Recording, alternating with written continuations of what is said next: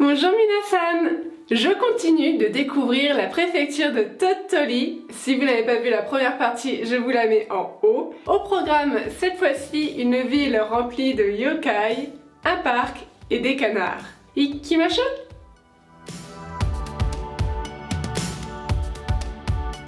C'est Halloween et quoi de mieux que cette période pour vous emmener avec moi à Sakai Minato, la ville des yokai, des créatures surnaturelles du folklore japonais. Alors il y a des sortes d'animaux, mais aussi des sortes de fantômes ou de démons. Il y a aussi même des yokai objets vivants, comme des murs. Oui, des murs vivants. Les yokai m'ont toujours intriguée. J'ai d'ailleurs 2 livres à ce sujet que je vous montrerai en fin de vidéo. Vous avez par exemple le kitsune, une sorte de renard, ou encore le kappa qui est assez connu. Alors j'en ai cité que 2, mais il y en a tellement plein d'autres, il y en a énormément. Et Sakai Minato, c'est une ville-musée en plein air pour découvrir toutes sortes de yokai et en apprendre plus sur ces derniers, le tout de manière ludique. Quand vous arrivez à la gare, on vous remet un petit livret, comme ça. Donc à l'intérieur, il y a une carte avec l'emplacement de tous les statues yokai. Donc, à vous de tous les trouver.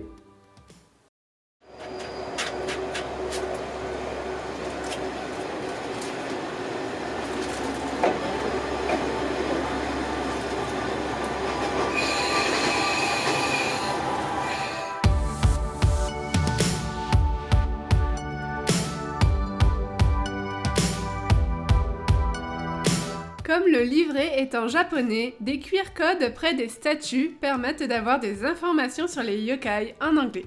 Et c'est parti!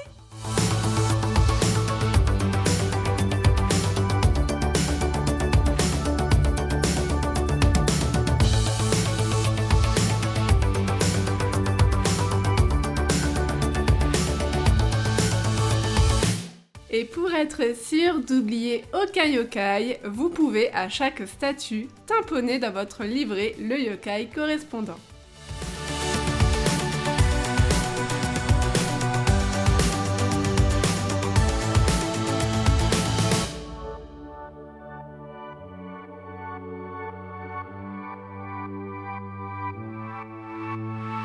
Petite pause miam avec un ramen au crabe et c'est reparti!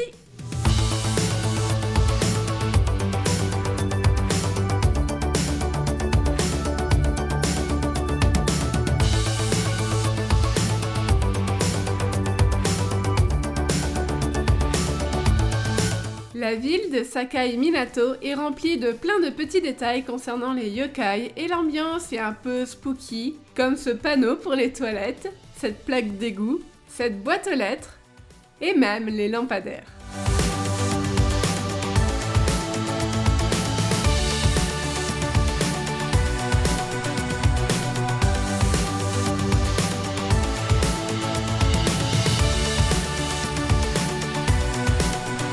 Et ils ont même osé faire un sanctuaire yokai avec des émas dans le thème.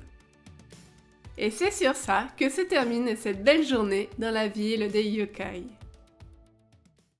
Direction maintenant un superbe parc de fleurs de 50 hectares, le parc floral Hanakailo de Tottori. Alors j'ai visité ce parc en automne, vous verrez donc des arbres avec des feuilles rouges et jaunes, ainsi que des fleurs d'automne comme les cosmos, etc.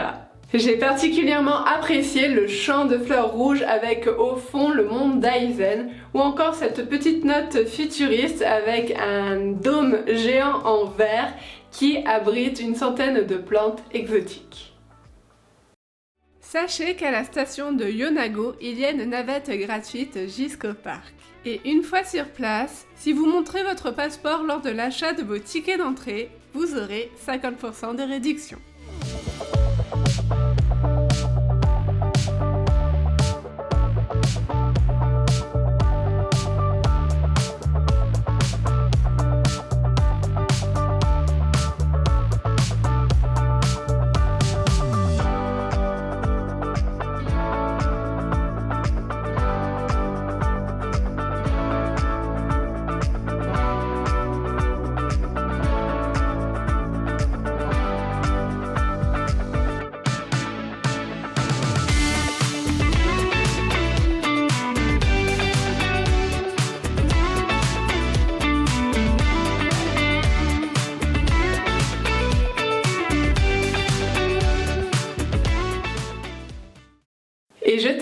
cette journée en observant des canards. Alors quand je dis observer, je dis se cacher et regarder à travers un petit trou pour ne pas effrayer les animaux. Et quand je dis canards, je parle des canards mandarins, ceux qui ont des couleurs bien pétantes, bien orange.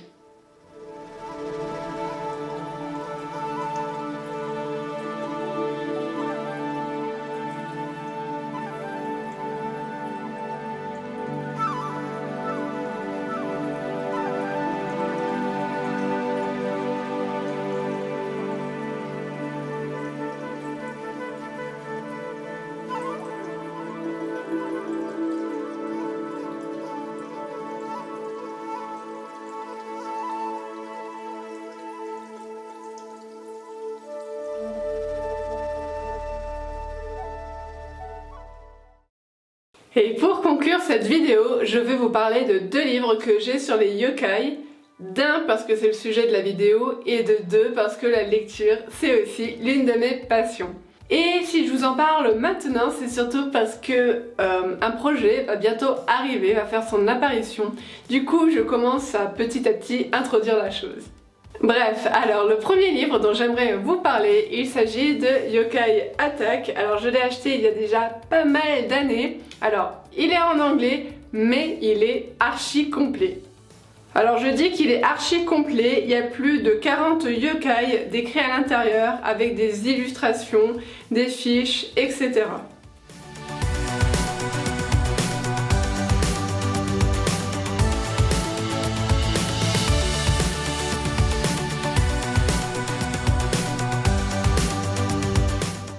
Et le second livre que j'aimerais vous présenter, il s'agit de Esprits et créatures du Japon, illustré par Benjamin Lacombe, et il est tout simplement magnifique. Alors ce livre, je l'ai lu récemment dans le cadre d'un challenge, et c'est plein de petites histoires, de contes autour des yokai, et encore une fois, les illustrations sont tout simplement magnifiques. Il y a même un grand chapitre consacré au kitsune.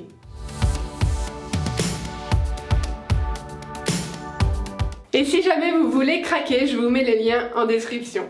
Et voilà, la vidéo se termine ici, et sur ce, je vous dis à bientôt. Matane!